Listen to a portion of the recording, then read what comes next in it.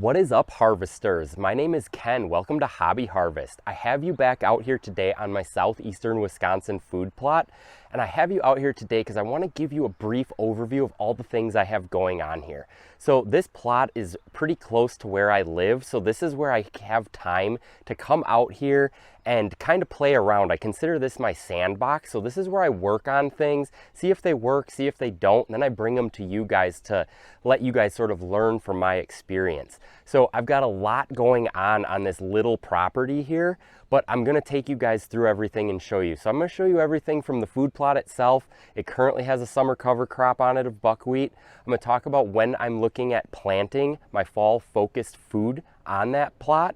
I'm also going to show you my screening, my switchgrass. I also have shrubs, red osier dogwood, yellow twig dogwood. There's some willow. There's also some box elder. I can show you guys all of that as well. And then I'm also going to cap it off by showing you guys my Cadillac of a hunter access. Now, those of you that have seen my videos before may have seen the videos where I talk about that.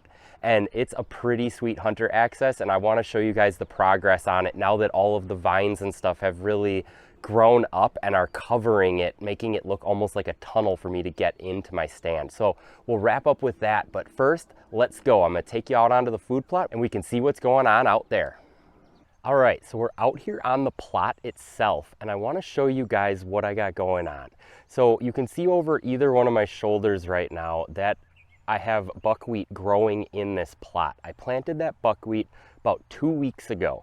And now I'm looking at terminating it in about 4 to 5 weeks from now, which is going to put me about the middle of August. So I'll show you guys a close-up of what this buckwheat looks like right now. So this buckwheat is only 2 weeks old, and you can see it's not very tall yet, but you can see it's already starting to fill in very well. And this is what's going to choke out any of these other weeds that are growing in here to make sure that I go into the fall with a weed-free plot. Also, when we do crimp this buckwheat, it's going to act as a thatch, and you can kind of see there's still some thatch laying in here from last year. That's kind of still remaining, but there's not much left. There's a lot of exposed earth. But what that buckwheat's going to do when we crimp it in 4 to 5 weeks is act as a thatch on top of the seed, almost like straw if you were to plant some grass seed in your yard and then you put straw on top of it. It's going to act the same way in this food plot, and it's going to really help to prevent weeds from growing, but also help to get that fall focus seed started and established, and then it will act as a green manure to help it grow as well. So that's what I'm working on here. Now, the other thing I want to show you here is how this plot is set up. I have this part of the plot that goes this way, and then I'm going to show you over this way as well. More of the plot continues over this way. So it's actually in like a big boomerang shape, and it puts this middle piece here where I'm trying to get some more shrubs established. I have red osier dogwood, I have box elder, yellow twig dogwood. There's maybe some willows in here as well. What this does is creates this pinch point that makes it so that if there's a deer on this side of the plot over here, they can't actually see any deer because this will fill in and be really thick. Maybe not this year, but next year or the year after. They won't be able to see if there's deer over here.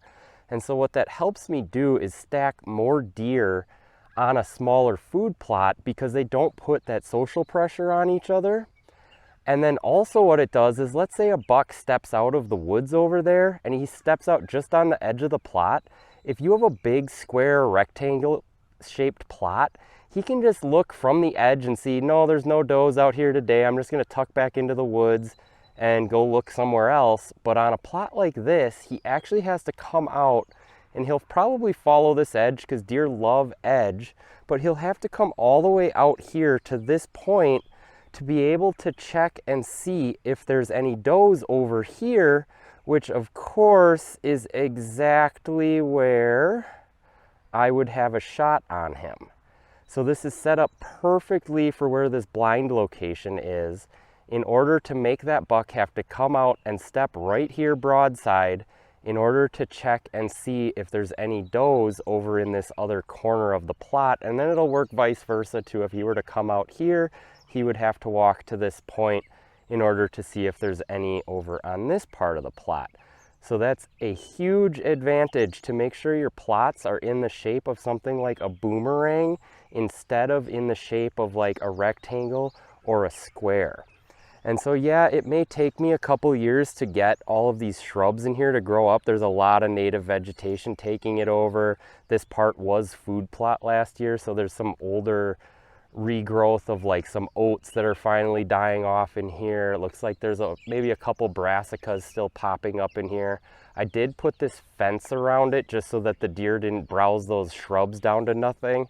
And it is kind of funny because even some of them are kind of sticking through the fence and they do nip them off and browse on them, which is great because, you know, red osier dogwood is such a soft core of a stem that the deer love browsing on it in the winter. So even once this food plot is dead and gone in late winter coming into spring again, the deer will at least have this browse on the edges of the plot. And if I show you guys over here too, these are just more mature willows and red osier dogwood and box elder as well. So if you can kind of imagine what this side of the plot looks like, eventually this middle of this boomerang is going to look like that too once they have a chance to grow up. So while we're over here, I'll take you guys this way. I actually have some buckwheat that reseeded itself over here. So if you guys are curious to what it actually looks like when it's a little bit older, this is what it looks like. But in this corner here, I planted a pollinator blend and some sunflowers. Oh, there's a little rabbit right there. That's relating to this switchgrass. We'll talk about that in a minute, but that's awesome that we have these rabbits here using this switchgrass for cover and then coming out here into this pollinator blend to feed, because this is exactly what we're trying to do here with this. So this pollinator blend, the reason why I planted in this corner of the plot is when I was reshaping this into a boomerang, I didn't really need to plant food in this corner. So I'm trying to establish a little bit of edge through a change in the habitat between the food plot and then the pollinator blend. And then I also planted some sunflowers in here because I'll probably do a little bit of dove hunting out here as well. But this diversity of food out here and this diversity of habitat is going to attract all sorts of wildlife. We'll see how close we can get to this little baby bunny before he runs.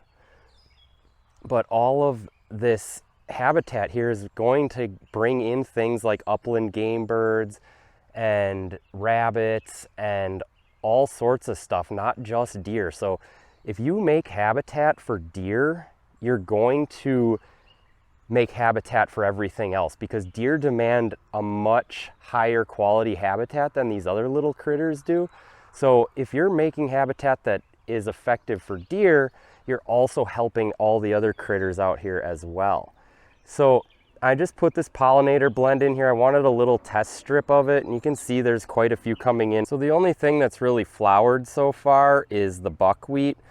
And I do see a violet in there. There's a couple other flowers, but the buckwheat was not actually seeded with the pollinator blend. It was just residual seed left over out here because I had some buckwheat go to seed on me, and then that went to seed on me, and then now it's up again. So yeah, that is something you'll run into with using buckwheat, is you can be a little late in terminating it, or you don't terminate all of it, maybe along the edges of your plot or something, and then eventually it's going to just keep reseeding itself. But you can see out here on the plot, I'm completely buckwheat free, or I mean the older buckwheat free, only the new buckwheat's coming up. So it is you are able to like terminate it and get a fresh plot going again if that's what you're trying to do. But over here where my pollinator blend is, I'm happy to have the buckwheat because the pollinators love the buckwheat as well. You'll actually see once your buckwheat's mature that you'll have a ton of bees and other pollinators out there. But we're going to have a pollinator blend in this corner. We're going to see how that does. And I'm just using this sort of as a test strip and again to create that edge over here. And I did not fence this off, so the deer have browsed the tips of some of these sunflowers off already on me, which is fine. But luckily most of them are still growing. They haven't completely wiped them out. So I'll take you guys over here then to show you the switchgrass. So all along this edge here, before the red osier dogwood and willows and box elder that are in here, I have this feathered edge of switchgrass. So this does a couple things for me. These shrubs are doing an amazing job at screening this plot right now, but you always kind of want that feathered edge. You know, they're tall, and you want this like medium-sized switchgrass. This switchgrass will get a lot taller than this, so it kind of comes down in height of species of plant. This is a deer access trail over here that I'm showing you guys right now. They walk in through over here.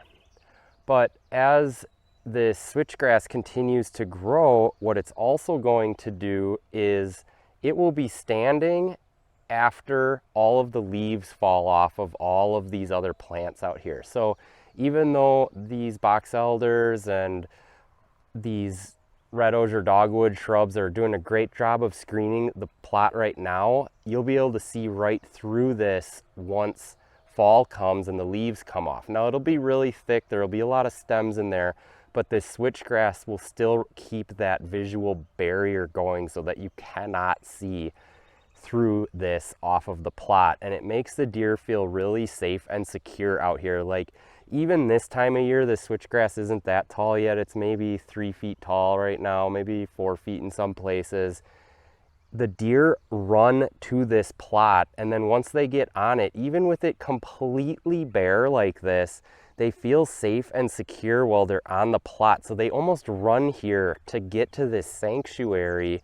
And then once they're on it, they feel safe. The fawns will run around and play around out here. The does will just kind of relax for a minute because they know that they're completely hidden from anything else in the woods. And they just love this security that this switchgrass and these shrubs around here provide. And that's what you're trying to give the deer, is that like little piece of privacy in the woods that they can feel safe and secure on. So I'm gonna walk you guys over here, or I planted some corn too, but I'll show you the blind here as I pass it. You'll be able to see my hunter axis just a little bit behind there as I pan right here. Now I'm only about 15 yards in front of the stand right now, so I'm real close to it. But you can see that this switchgrass is hiding this hunter axis very, very well. And I do have you guys about 6 feet off the ground at my head height. I'll bring you guys down to what a deer's head height would be. And you can see that right now, this hunter axis is almost completely screened, even with the switchgrass at the height it's at when we're standing immediately in front of it. So once this switchgrass actually grows up a little bit more, that hunter axis is going to be completely screened and you won't be able to see into it, but I'll actually walk you guys down it at the end of this video. So stick around, you'll see how awesome that hunter axis actually is. It's very impressive. So I have all this switch here. It hides everything back this way. And then as we get this way, this is where my problem has always been on this plot. So I don't have any shrubs over here, and there's this big open area into this hay field over here. And as we come this way, I have a little bit more shrubs, and there's a lot of grapevines growing on there that help thicken them up even more. And then we head off back into the woods this way. There's a few more deer trails cut into there to give the deer access over here, because all of this woods back into this way is very, very thick. Like I cannot walk through it. It is so thick. So the does absolutely love this area this time of year. They love raising their fawns here. They love this thick cover, but I do not see a whole lot of bucks this time of year, because the bucks, there is no way they're going to walk through all of this thick cover back here with their antlers in velvet. And I expect that every year. I'll have very few bucks on camera, but I'll have a lot of does and a lot of fawns. But then as soon as those bucks are hard horned, they come through this thick stuff. They love being in the thick cover once they're hard horned. And the does and fawns, of course, also love being in the thick cover all times of the year, in the spring and in the summer, to get those fawns in a secure area where the predators can't find them. But also in the fall, we obviously know during hunting season, all of the deer are always found in the thickest part of the woods. So I'll get you back over to here. My issue was always that I had this wide open area over on this side of the plot. And so I planted switchgrass. Was one of the very first things I did out here when I started this plot. And so this is gonna be this plot's second year.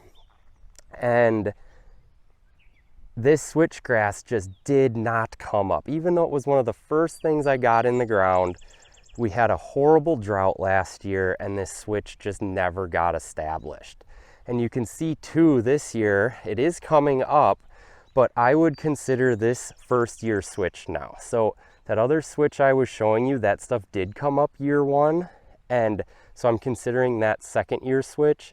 This is first year switch. So it's maybe only about 2 feet tall. It's not filled in as much, but it is coming up and it's doing much, much better this year. We were actually just getting rained on a couple minutes ago before I started shooting this video. So it's getting a lot of water and it's getting a lot of sunlight out here, and it's gonna do pretty well this year. So this line of switch here, hopefully will eventually get established and be just as tall and thick as the other stuff. But in the meantime for this year, I had to do something else. And so what I did was I got some corn growing in this corner. And so you can see, especially from this vantage point, you know, that's the neighbor's house and barn over there. And they run a daytime business out of there. So there's a lot of human activity going on over there during the daytime, but they clear out before a couple hours before dark when I would expect the deer to be out on this plot. So that's not too bad for me, but just to double my efforts, I planted corn in this corner. So what this corn is gonna do is act as a screen towards this big opening I have in the plot here. And I'm planning on that screening it this year more than the switch, because I wasn't planning on that first year switchgrass getting tall enough to actually provide that screen I wanted. So this corn, you can tell, again, I'll put you back down at a deer's head height, which is down about here. You can see that once this corn continues to grow, it's going to completely block off this edge of the plot. And then over here is actually where they come in, because there's a fence right here where those shrubs are starting to come in to focus on your left side of your screen. And so they obviously are going to come around the edge of that fence right here, but there is switch planted there as well. But what this is going to do is give me that perfect screen on this side of the plot, so that this plot is completely screened on all edges. And that's what I need to happen in an area like this to get it so the deer feel safe and secure out here. Now, you typically wouldn't want to use corn as a screen because you don't want to use a food source as a screen. That's why we use things like switchgrass, because deer don't actually eat the switchgrass. Because typically when you're screening something, it's the edge of a food plot or it's a hunter access or something. So you don't want the deer to be feeding on that. You want them to be feeding on the food plot, because that's where you're trying to hold them and keep them under control. But in this case, the corn is only a small corner of the plot. It's about as big as that Pollinator blend I have in the other corner. So it's not a lot, and it's also within bow range of the blind. So I'm not worried that if the deer are relating to that food source that I somehow lose them off of the food plot, because last year that corner was part of the food plot. And this year it's still part of the food plot, but it's corn this year. And so if they happen to be in the corn, I should be able to get a shot on them if I want. Once they step out of that corn, I'm not too worried about that happening, but I'll let you guys know how that goes. So if you guys do like this video, if you feel like you're getting some value out of it, consider hitting that like button, hit that subscribe button. I'd love to show you guys more videos on the stuff that I'm working on down here. And then I do have a much larger piece of property up in northwestern Wisconsin where I do a lot more bigger habitat improvements, but that is a lot further away from home for me. So it does take me, you know, a little bit more time to get up there and, you know, get a long weekend to get up there and do some work up there. But with these habitat improvements, we have deer coming in so consistently on both properties during the fall hunting season. And so I love bringing everything I've learned to you guys. There's some things that work down here in southeastern Wisconsin that aren't going to work up in northwestern Wisconsin. It's a different ecosystem. There's different shrubs and plants that'll grow up there versus down here and vice versa. So there is sort of a different game involved, although the critter is the same that we're going after. But there's definitely some different strategies for the different areas, and I like bringing those to you guys so that you can really learn based on where you're at, because between southeastern Wisconsin, which is big egg country, and then northwestern Wisconsin, which is big woods, between the two of those, that makes up a lot of the deer habitat that most of you are hunting. And so I'm able to bring you guys pretty much everything and cover everything. Now, if there's anything you guys want me to cover more in depth, let me know down in the comments. I'll be glad to do a video on those as well. Check out my other videos, a lot of stuff I've covered already. But now for the finale, let's go check out that hunter access and how that's doing. I bring you guys here now to the entrance of this hunter access. So this just kind of comes through these white pines here. So these white pines do a great job of screening everything that's behind me. But then you step into this trench and you come through. What I created here was I took some fencing and made an arch over the top of it. And then I've been training vines, grapevines and rosebush vines, to grow over the top of the hunter access. And so I still have some open spots, but I'll eventually get those filled in as well. And then I planted some switchgrass on the sides up here too that you'll see as we get closer to the blind, and that switchgrass will stay standing and keep me hidden as well.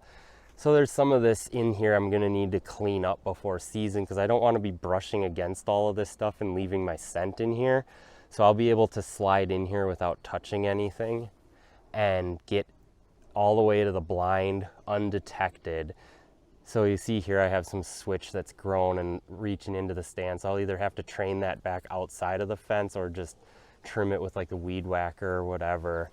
But as we get in here, you can see again, it is a little bit open here, and you can see out onto the plot. I'll raise you guys up a little bit. You'll be able to see out into the plot here. And so ideally I don't want that to happen, but this switch that's growing out here will eventually grow up taller than this, and then you won't be able to see me at all while I'm standing right here. And so the only thing I need to worry about then is obviously my wind, but I wouldn't be hunting this if the wind's blowing the wrong way anyway. And then the other thing is just making sure I get in here very quietly. So besides that, I can basically sneak right out onto this plot without any deer detecting me. Now, I wouldn't be coming out here while the deer are on the plot. I would want to get out here before that. But if the does and fawns are bedded down right on the edge of the plot, right in that thick cover that I showed you off the edge into the woods, they would only be maybe 50 yards to 100 yards away from me when I was entering this blind. And if that's the case, I'll be able to slip right in here without them seeing me. So all right, I got you guys in the blind itself now, so you're seeing what I see while I'm hunting this. So there's some branches I'm gonna need to trim up. That's something you definitely kind of do. Maybe that's one of your last things you do before the hunting season, because you'll see where they fully grew to. So this branch over here is kind of hiding that corn a little bit. I know we're kind of overexposed on the lens here. I'll see if I can change that for you guys. So if I want to be able to shoot that corn right there, I'm probably gonna have to trim that branch up just a little bit. But other than that, I'll pan over here and you'll be able to see how this plot sits. So even though it's in the shape of a boomerang, from where the blind location is here, I can actually see the entire plot. Although when the deer are out on it, they're not going to be able to see each other. And then here's some more branches I'm going to have to trim up just a little bit here in order to be able to see over on this side of the plot. But the whole point of this strategy of having this boomerang shaped plot is that you pack more deer on it and they don't put that social pressure on each other. But at the same time, you can see the whole thing based on where the blind is set up here. And then it also brings those bucks out to stand right here, right in the middle of the screen, in order for them to be able to see both sides of the plot to check to make sure there's no does out here that they want to check on.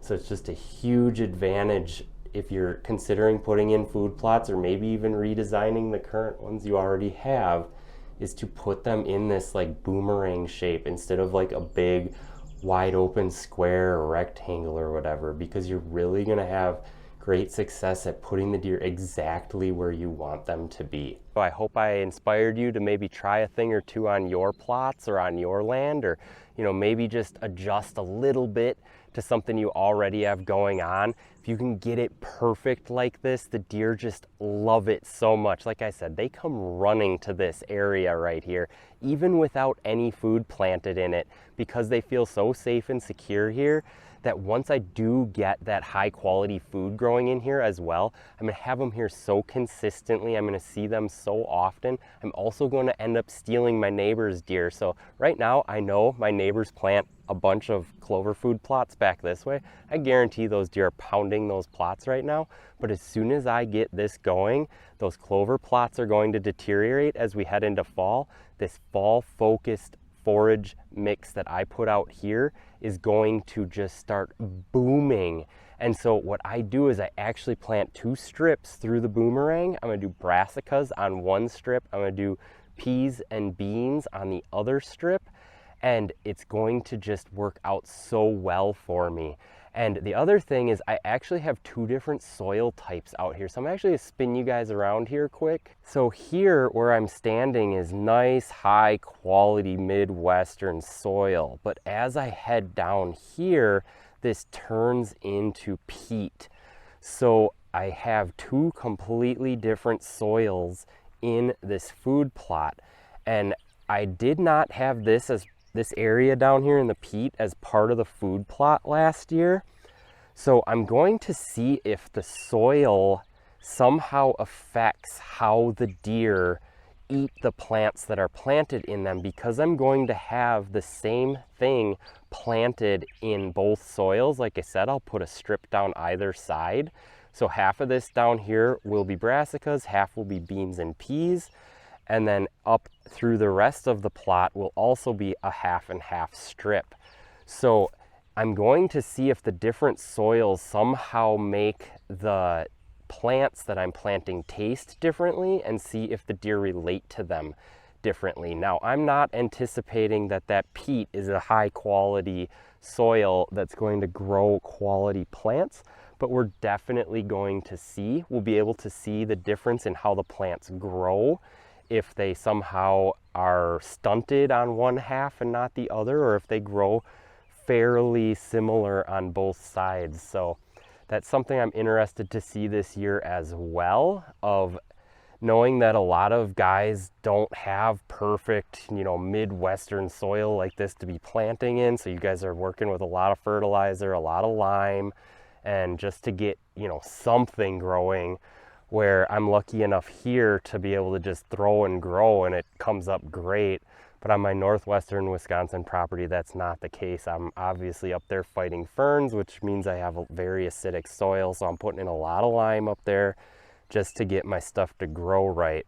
But the cool thing about that is when you put in lime and you raise the pH of your soil, now it is not a good soil for ferns to grow in. So the soil changing its pH helps to grow what you want to grow, and it helps stunt the native vegetation in the area, which is a pretty cool double-edged sword that works in your benefit when you're doing something like that. All right, I hope you guys got some value out of this video.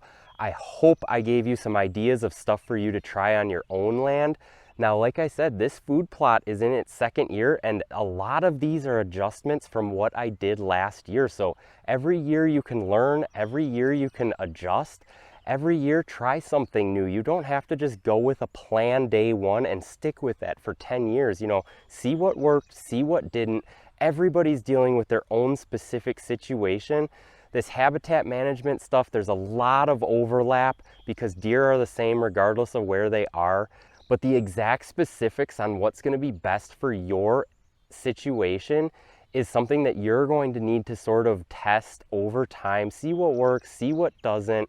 Yeah, all of the broad overlapping rules are the same, but you guys got to just keep adjusting year to year. That's what's going to make your habitat and make your property continually improve year after year. And I hope, again, you guys got some value out of this, and I'll catch you guys on the next one.